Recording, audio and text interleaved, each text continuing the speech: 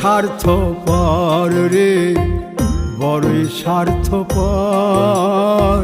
বুকের মাঝে জায়গা দিলে যতন কইরা ভাঙ্গে রে অন্তর। মানুষ বড়ই স্বার্থপর রে, বড়ই স্বার্থপর।